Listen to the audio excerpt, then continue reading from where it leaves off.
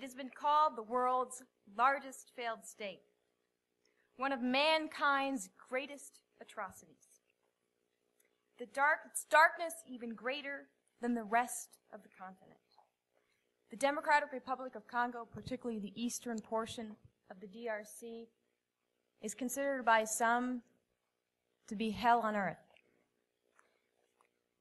And the motivation behind Congo's most recent tumultuous path into violence is often attributed as a second scramble for its natural resources, in particular, the exploitation of its rich mineral wealth, gold, diamonds, coltan, for which it owns 80% of the world's reserves.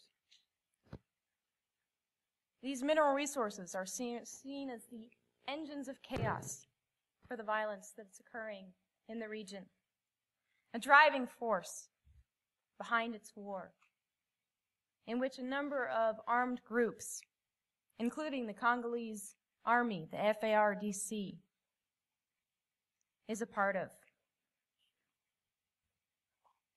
This is not particular to the Democratic Republic of Congo. A recent study came out that suggested of all the conflicts active in sub-Saharan Africa today, 35% are related to the struggle over natural resources. If we include land and territory in that percentage rises to 50%. In response, the international community has developed policies in an attempt to reduce the violence through legislation to regulate the mineral trade, such as through the Dodd-Frank Wall Street Reform Act. But the actual impact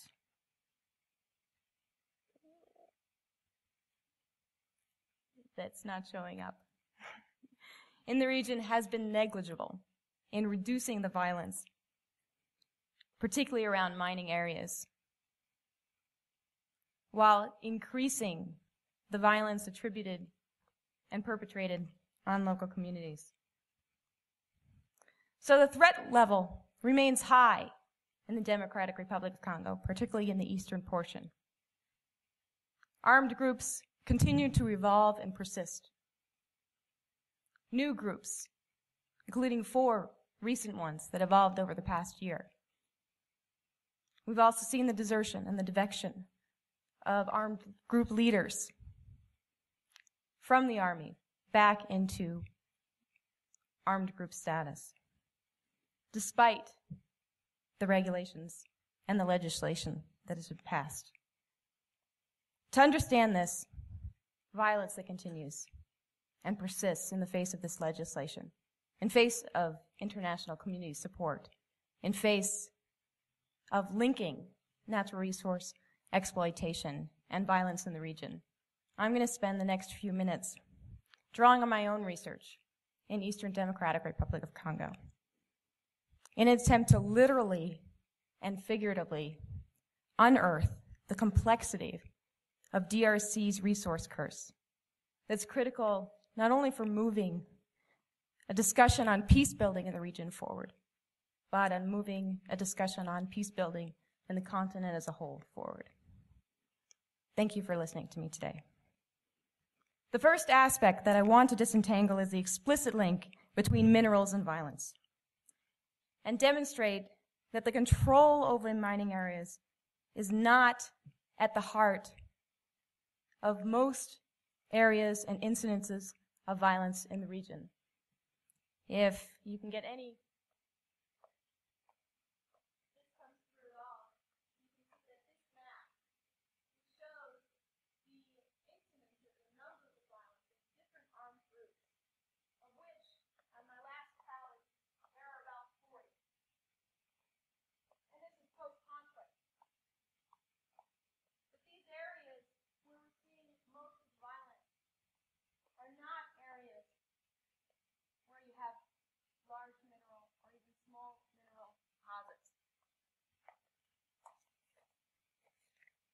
rather, minerals do not contribute solely or even mainly to most of the armed groups that are active in the region today.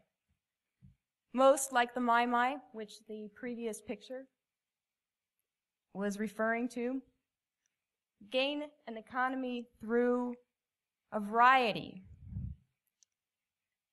a multiple economic portfolio of opportunities created under the cover of violence in the region, including, if you've been to Congo, roadblock taxes, a ubiquitous scene on the Congo landscape,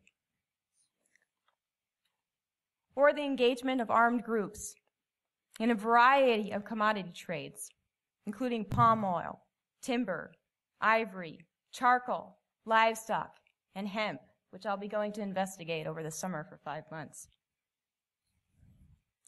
The second link that requires greater attention on our part is the portrayal of those engaged in resource exploitation, these perpetrators of violence, as motivated solely or even largely by profit or greed. Rather, those engaged in natural resource exploitation and trade are also those that are the poorest segments of Congolese society, as this picture of an FARDC camp demonstrates.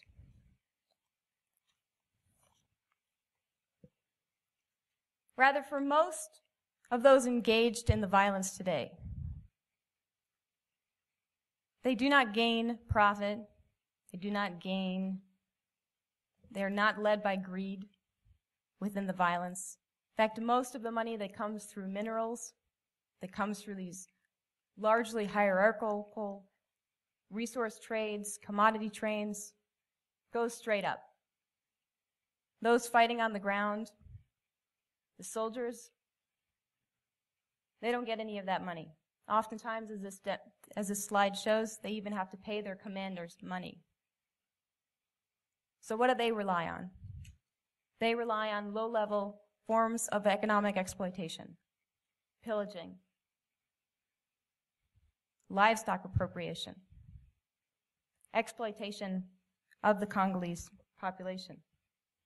So to understand the motivations of why people join, or why people join particular groups, it's often not for ideological reasons. One offers more opportunities, food, shelter. And often within that engagement, within these armed groups, they rob, they exploit. Because oftentimes it's the only economic opportunity available. Thus, the decision to join or remain fighting for many people is tied to concerns over household security, not greed, not because they're bad guys. As we just heard in the previous clip, they're forced to sin to make a living. Something I called subsistence criminality, because it's linked to everyday survival strategies through these low-level acts of pillaging and extortion, through the theft of material possessions, the theft of livestock, theft of agricultural products, forced labor. Very different than the narrative we hear about the struggle over natural resource exploitation, particularly minerals. And precisely because these economies operate at a lower level, they are accessible to a wider range of actors beyond the real combatants, including demobilized soldiers, including soldiers' wives, including even rape victims, who, shunned from their communities because of acts of violence perpetrated against them, use the cover of violence to steal as the only way to survive.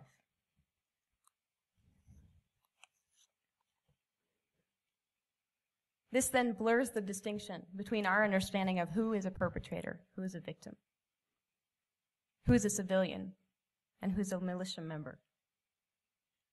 In fact, what we see is a collaboration and a cooperation between so-called good guys, bad guys, that blurs our understanding of who the actors are. Who should we understand? Who should we support when it comes to peace-building issues? As one of my informants said, civilians are part of Congo's new violence. A show that there are wider actors at play. Thus, understanding the different groups that engage in the violence and their motivations requires that we consider not only that war is about resources, but that war is itself a resource through which different actors can survive and be remade economically and socially in sometimes creative and innovative, if violent, ways.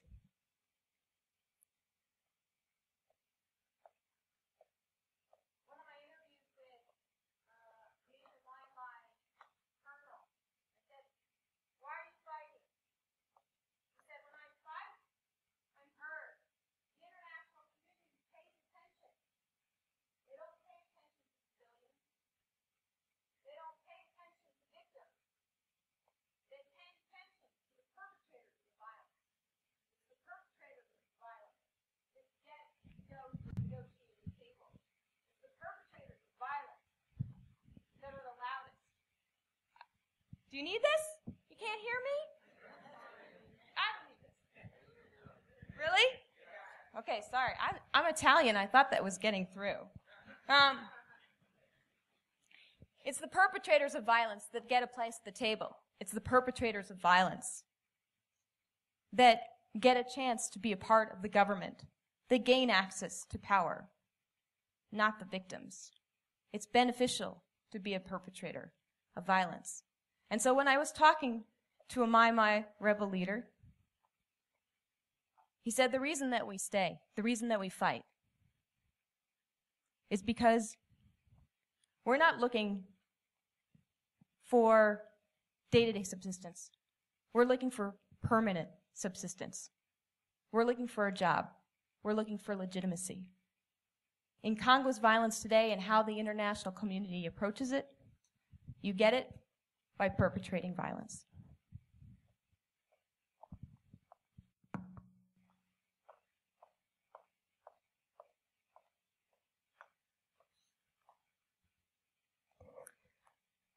Looking at Congo's violence through the lens of war as resource not only draws our attention to the diversity of actors at play who make up the perpetrators of violence, but by the perpetuation of violence and the engagements of these actors in the violence, it's reflective of wider socioeconomic issues of marginalization, inequality, and endemic poverty in the region, which Dorothy did a great job of introducing us to. In conclusion, we cannot talk about the cessation of violence unless we understand the conflict beyond minerals, beyond profit. Thank you. Merci beaucoup. Asante sana. And in Congolese Swahili, Asante sana. Thank you very much.